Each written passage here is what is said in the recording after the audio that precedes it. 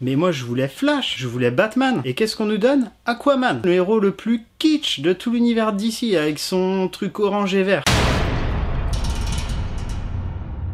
Aquaman par James Wan. Ça c'est un bon choix de réalisateur, enfin en tout cas étonnant, puisqu'il a réalisé Conjuring et Saw, 2 films d'horreur, et il participe à l'écriture de cet Aquaman, ce qui en fait donc par définition un film d'auteur. Là ça commence à être intéressant. Ça raconte toute l'histoire d'Aquaman, de ses origines, ça parle même de son père, de sa mère, même de son grand-père. Et on va avoir toute une histoire développée sur son frangin, son histoire avec l'Atlantide. Enfin, le scénario est basique, quasiment nanardesque. Mais étonnamment ça marche. On est captivé par cette histoire. Dès le début on sait ce qui va se passer avec la fille, on sait ce qui va se passer avec la mère. On est captivé par cette histoire parce qu'elle est bien écrite et cohérente. Et les personnages aussi sont caricaturaux. Même le héros, avec son physique de hard rocker, Jason Momoa arrive à rendre Aquaman cool. Parce que pour rappel, Aquaman à la base c'est ça.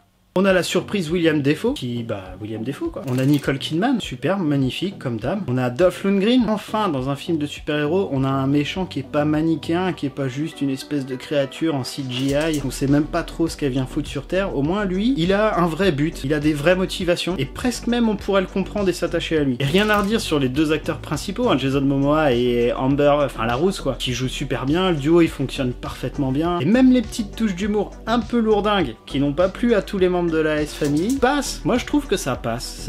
Bon, ça fait un peu cahier des charges, hein. Mais la vraie force du film, c'est la réalisation qui est juste parfaite. Où on a des vrais choix d'auteur, que ce soit dans les plans, dans les techniques de réalisation, dans les costumes. Je pense à ce plan séquence sur les toits en Italie. Tous ces effets de caméra qui ont été travaillés spécialement pour le film. En même temps, faire un film aquatique sous l'eau, c'est plutôt casse-gueule. Et ce côté nanar qu'on a dans le scénario, on le retrouve aussi dans la réal et dans les costumes, où on retrouve des inspirations aussi diverses que les Power Rangers ou les kaiju japonais. Et les films de kaiju avaient un message écolo qu'on retrouve aussi dans ce film-là. Et ça fait du bien de voir un film de super-héros qui a un message un peu plus profond que une sorte de créature en CGI veut détruire la Terre, quoi. On retrouve des références à Indiana Jones, même au 5e élément, beaucoup de Seigneur des Anneaux aussi avec ce côté épique des batailles, et même une petite pointe de Harry Potter avec ce sang de bourbe de Arthur. Cet Aquaman est donc un film d'auteur avec des vrais choix de réalisation, des vrais choix esthétiques. La vraie force de ce film, c'est qu'il a réussi à rendre un personnage aussi nanardesque Aquaman cool. Ce qui est le plus dingue, c'est que c'est les personnages secondaires du DCU qui sont les plus cool. Même si quand même, putain, il faut le sortir ce Batman.